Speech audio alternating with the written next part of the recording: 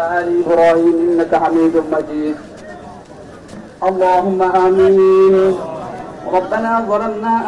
দর্শক, আমরা যুক্ত হয়েছি শাহবাগ মোড় থেকে জাতীয় জাদুঘরের সামনে। আমরা দেখতে পাচ্ছি যে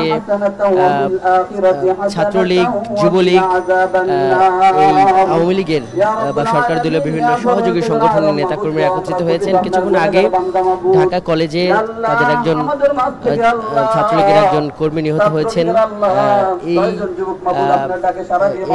তার জানাজার জন্য এইখানে তারা গায়েবানা জানাজার নামাজ আদায় করলেন এবং এখন দোয়া মোনাজাত পরিচালিত হচ্ছে।